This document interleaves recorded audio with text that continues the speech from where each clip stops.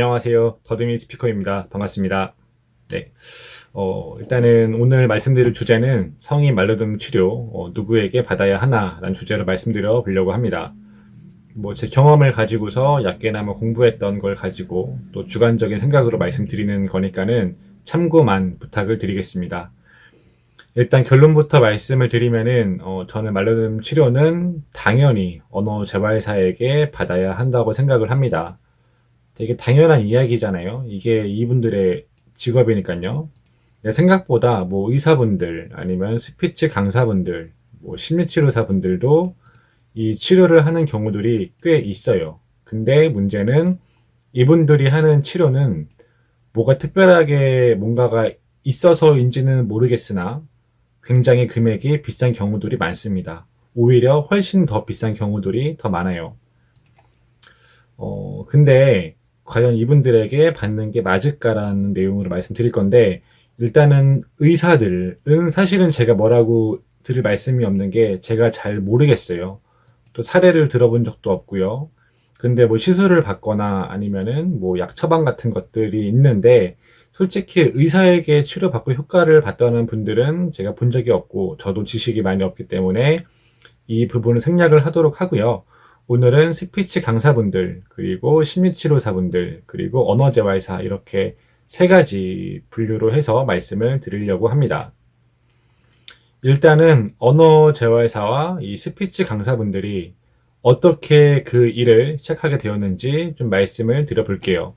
일단은 언어재활사는 언어치료학과, 그리고 여기에서 심화된 관련된 전문 대학원, 그리고 박사까지 나오신 분들이 많아요. 그러니까 애초에 이 직업을 가진 목적이 언어적인 문제를 치료하기 위해서 공부하시고 또 준비해오고 또 나아가신 그런 분들입니다.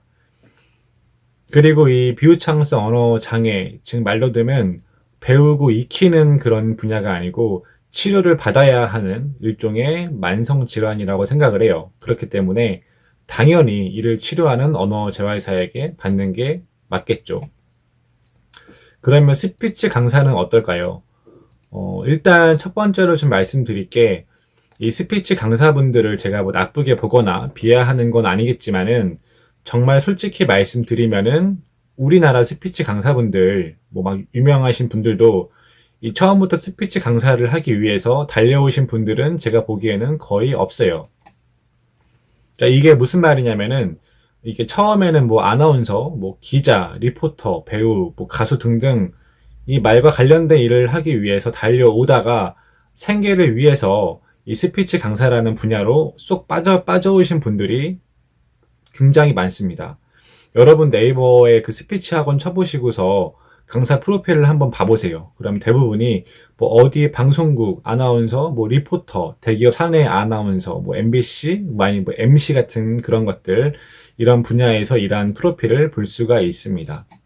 그래서 기본적으로 이분의 그 가르치는 방식은 치료가 아니고, 나같이 말해, 내가 이렇게 말하는 법을 알려줄 테니까는, 내 노하우를 알려줄 테니까는 너희는 이걸 따라하고, 이걸 따라해서 익히면은 말 더듬을 고칠 수 있을 거야. 이런 식의 접근이라는 말인 거예요. 근데 여러분들 그거 아세요? 이 어린 시절 한번 떠올려 보세요. 그럼 반에 이렇게 보면은 유별나게 말 잘하고 이렇게 목소리 좋은 친구들이 있는데, 보통 이런 친구들이 가진 재능에 더해가지고 발음을 더 익히고 화술을 더 익혀서 보통 아나운서나 이런 말 잘하는 직업을 보통 합니다. 그러니까는 우리 말려듬 치료를 받으시는 분들은 이런 분들에게 지식을 얻었을 때 따라할 수 없는 경우들이 많고, 이분들이 하는 말이, 이분들이 치료하는 방향이 이 말려듬이 분들에게는 분명히 잘 맞는다고 생각하지 않아요. 근데 유튜브에 보면은 이제 스피치 강사분들도 이 말려듬에 대해서 영상을 올리시곤 하는데, 이분들은 보통 치료를 그 치료가 아니고 이제 말러듬을 좀 고치기 위해서 이제 교육하는 그 스타일이 좀 이런 경우들이 많아요. 그러니까 어떤 거냐면은 소리를 던져보세요. 힘있게 말해보세요. 천천히 말해보세요. 밀면서 말해보세요. 이런 식으로 계속 이렇게 발성에 대한 제시, 그 다음에 이걸 따라해보고 수정, 또 반복 제시, 이 과정이 반복이 되는 경우들이 매우 많습니다. 근데 이 말러듬 치료는 일단 기본적으로 치료의 입장에서 보면은 이 사람이 어느 부분에서 몇 번 더듬고 어떤 부분의 긴장도가 높은지, 그리고 이 말러듬에 대해서 어떤 사고를 가지고 있고 또 뭐 가족력이 있는지, 이런 사정과 진단의 과정이 포함이 되는데, 이 그 스피치 강사분들의 말러듬 그 치료 교육은 이런 과정들이 생략이 되기 때문에 조금 복불복인 경우들이 많아요. 그러니까 치료가 맞는 사람들은 효과를 볼 수도 있겠지만은, 또 이게 안 맞으신 분들은 그냥 돈만 날리고 땡 돼버리는 경우들이 많다는 거예요. 그리고 이런 스피치 강사분들에게 우리가 기대할 수 있는 것들은, 그러니까 말러듬 치료라는 뭐 그런 게 아니고 뭐 발음 교정, 사투리 교정, 화술, 이런 것들을 배우는 거지, 이 말러듬 치료라는 거는 저는 솔직히 말해서 맞는다고 생각하지 않습니다. 그러면 여러분들 저한테 이런 말 할 수 있어요. 저 강사분들 어릴 때 말러듬이 있었다는데 지금은 고친 사람이래요. 뭐 이렇게 말을 하거나, 뭐 과거에 말러듬이 심했는데 지금은 이렇게 고쳐가지고 강의를 한다는데 그럼 이 사람은 믿을 수 있을까요? 라고 하는데, 저는 믿을 수 없다고 생각을 해요. 일단은 그 첫 번째 좀 이렇게 이 부분에 대해 말씀을 드리면은, 이 말러듬이 어린 시절에 더듬었을지라고 해도 커가면서 자연 치유되는 경우들이 굉장히 많아요. 확률적으로도. 그리고 또 고등학교 때까지는 더듬다가도 내가 사회생활을 하면서 성인이 되면은 뭐 친구들이 나를 놀리지 않기 때문에 내 또래 집단에 대한 눈치를 덜 보게 되고, 그리고 그 사람들을 내가 학교처럼 막 매일매일 붙어가지고 하루 종일 같이 붙어 있는 게 아니기 때문에 뭔가 나를 좀 정비할 시간도 생기고, 그리고 뭔가 그 어른의 말과 어른의 그 텐션을 가지고서 말을 하는데 이게 되게 차분한 텐션이고, 이 텐션으로 말을 하게 되면서 말을 더듬지 않게 되는 경우들도 굉장히 많아요. 그러니까 우리는 그 강사분이 어릴 때 말러듬을 고쳤다? 이 경험은 솔직히 말해서 저희가 참고할 만한 정보가 거의 없다고 보시면 돼요. 그리고 또 그 스피치 강사분들이 또 많이 하시는 말씀이, 뭐 말러듬 저는 이렇게 고쳤어요 라고 말을 하는데, 솔직히 말해서 그분들이 어떤 노력을 해서 고친 게 아니고 그냥 자연스럽게 고쳐진 게 아닐까 생각이 돼요.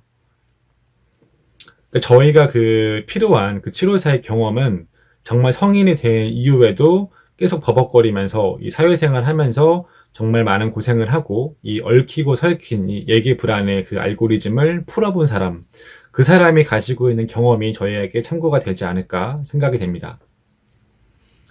그리고 또 심리치료사 같은 경우에도 물론 이분들이 이 언어치료에 대해서, 그러니까 말러듬 치료에 대해서 분명히 잘 아시는 분들도 꽤 많이 있는데, 제가 좀 말씀드리고 싶은 거는 기본적으로 언어 재활사를 가지고 있는데 이거에 이제 복수로 심리치료사도 같이 하는 분들, 저는 그런 분들이 좋다고 보고, 그냥 심리치료사 이거 하나만 가지고서 여러분들을 치료하고 케어한다, 이거는 저는 조금 무리가 있다고 봅니다.